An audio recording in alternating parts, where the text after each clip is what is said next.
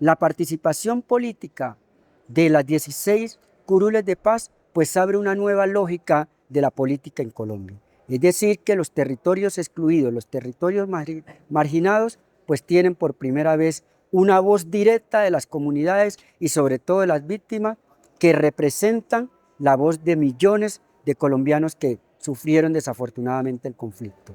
Nosotros somos la voz de todas las víctimas y las mujeres rurales y campesinos que viven en lo más profundo de nuestros territorios, donde no son escuchadas, donde el gobierno nacional se olvida de ellas.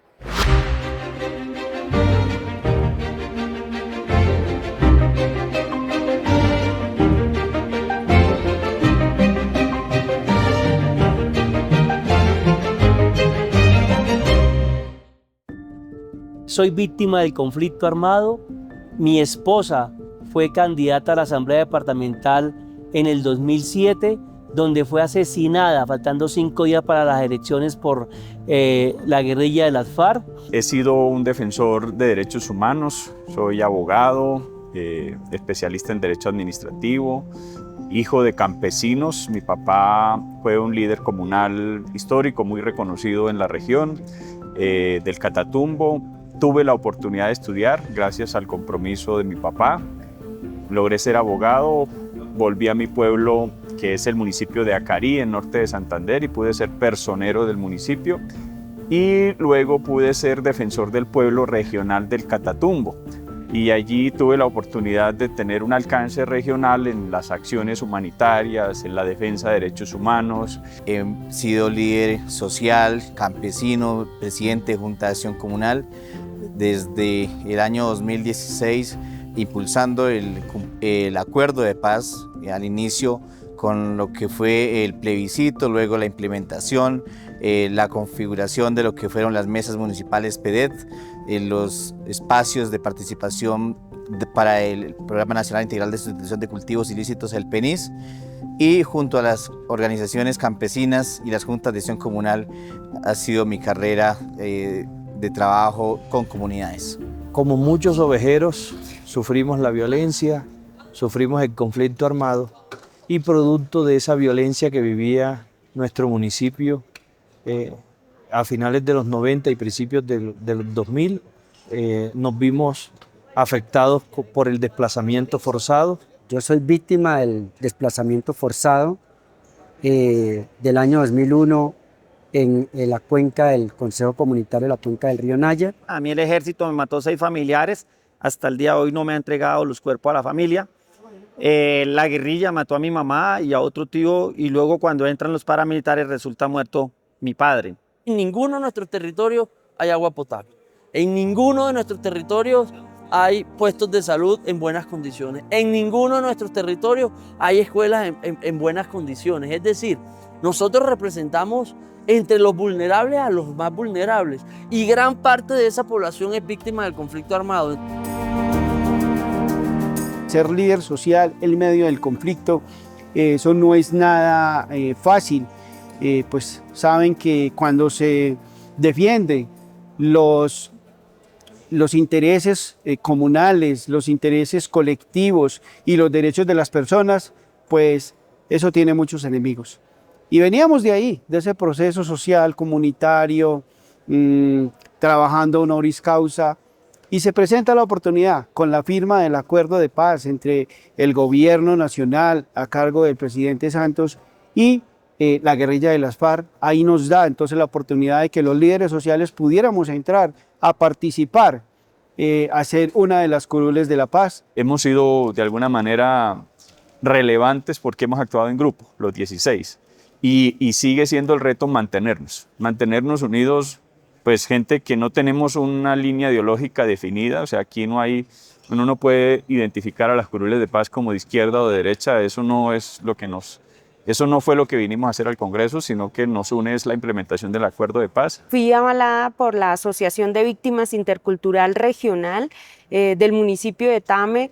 Fue un proceso bastante complejo en la dinámica política, en la dinámica electoral.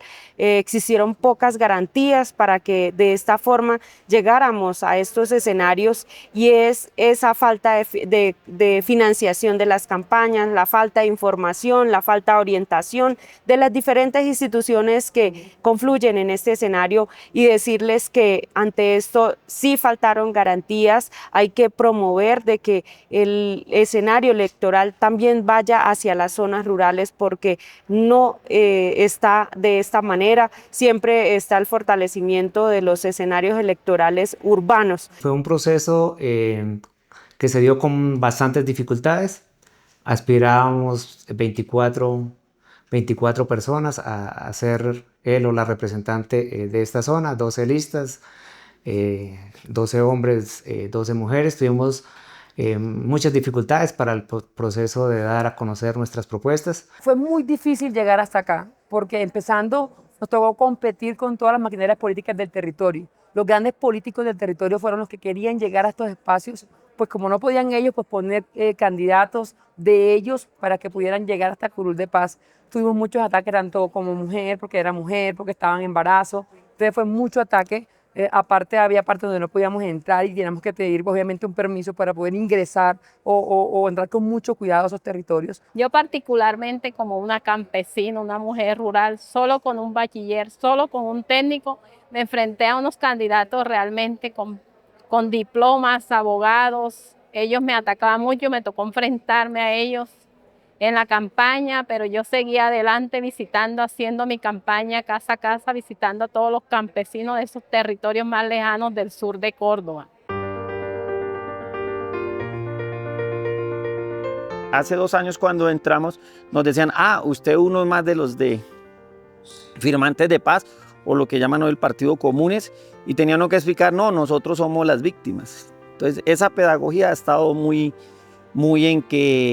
confundida ahí. Los mismos compañeros del Congreso no sabían que nosotros existíamos, así que nos tocó comenzar abriéndonos ese espacio, reclamando el gran espacio que nosotros también éramos congresistas y que nos trataran como tal. Y eso no fue fácil. Algunos lo aceptaron de inmediato, pero hubo sectores políticos que no permitían tan siquiera que nosotros habláramos en las comisiones, en las plenarias. Nosotros aquí tuvimos que hacer una especie como de paro y de protesta diciendo aquí también nosotros hacemos parte de esta célula legislativa. Y se ve todavía eso reflejado, porque aquí es indudable que hay congresistas de primera línea, de segunda y de tercera, y a nosotros no solamente nos hacen atrás en el salón elítico, eso es un mensaje que se manda a que como que ustedes están relegados allá, y tenemos nosotros que con nuestra acción y con nuestras actitudes comenzar a hacer incidencia para que nuestro nombre esté allí siempre. Lo más importante que podemos hoy, después de 2 años en la Cámara de Representantes, es poderle decir a esas regiones que gracias a que hoy por fin, por primera vez en la historia, tienen representación en la Cámara de Representantes, vemos cómo los territorios PEDET, en la gran mayoría de proyectos de ley que se discuten y se aprueban, siempre están mencionando los territorios PEDET, a las víctimas del conflicto armado. Eso antes no pasaba, porque antes no habían 16 representantes a la Cámara pensando en cómo favorecer esos territorios y especialmente a las víctimas del conflicto armado. Pues somos de la profundidad de los territorios, como somos de la profundidad, y sobre todo yo que he sido un formulador de proyectos antes de, conocemos las necesidades, y lo que hoy hacemos es una gestión en los diferentes ministerios, en las diferentes direcciones, que permita llevar solución a los problemas sentidos que tiene la comunidad y que no se han solucionado durante todo el tiempo que hemos pasado con estas necesidades. Los principales temas, que básicamente los hemos definido en 3 ejes fundamentales: el eje de víctimas del conflicto, el eje PEDET, que es un eje territorial, y el eje rural. de alguna manera se han aprobado proyectos de ley con beneficio para nuestra población víctima del conflicto armado. Caso especial, la ampliación de poder declarar en el marco de la ley 2343, una ley que se proyectó por medio de nuestras curules y fue aprobada en el Congreso de la República, un año más para poder declarar y ser incluido en el registro de víctimas. Se han avanzado en vinculaciones de proyectos en los cuales proyectos de ley que benefician a la población víctima. Pasar de tener 2.2 billones a pasar de llegar a 4.2 billones para que atiendan a las víctimas es una propuesta que muy seguramente si no hubiésemos llegado a nosotros no hubiese pasado. O como también dejar un artículo que busca que a partir de firmarse el plan de desarrollo el gobierno tiene 18 meses para buscar la manera de acelerar el pago en la indemnización a las víctimas, no hubiera pasado. Yo creo que no lo hubieran propuesto nadie, pero también que todo lo que administra la SAE y se vaya a monetizar, se busque dejar un 35% de esos recursos para atender a las víctimas. Se diría que valió la pena cuando realmente se cumpla el acuerdo de paz. Realmente las iniciativas que se formaron, que se construyeron en ese acuerdo de paz, se cumplan en cada uno de los territorios donde realmente pertenece. Cuando le cumplamos a todas las víctimas, diremos que realmente valió la pena el acuerdo de paz. Por supuesto que valió la pena la firma del acuerdo de paz.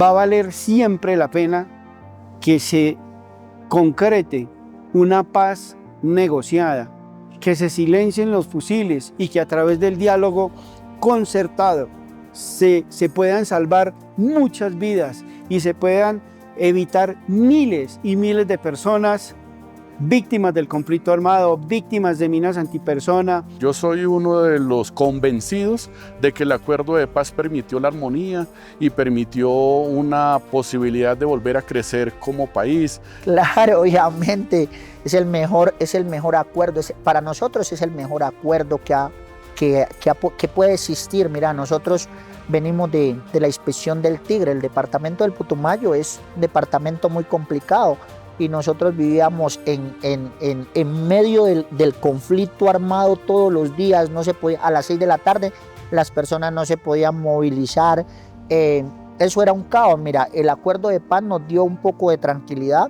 Nosotros vivimos casi en paz 2 años, no llega el Estado, porque después que se firman los acuerdos de paz del gobierno de Manuel Santos y la FARC, se vino la campaña política y uno de los candidatos que finalmente ganó en las urnas dijo literalmente, yo lo recuerdo, que iba a hacer trizas los acuerdos de paz y eso hizo en su mandato. Pero esos 2 años, mientras que se firmó el acuerdo de paz y terminó el gobierno de Manuel Santos, nosotros en el Chocó vivimos en una paz absoluta. Lastimosamente, después del año 2018 no llegó el gobierno, no llegaron las instituciones, quedaron esos territorios abandonados y de a poco fueron cubiertos por los diferentes actores armados. El acuerdo de paz, categóricamente tengo que responder, sirvió para que tuviéramos y experimentáramos la paz en nuestro territorio.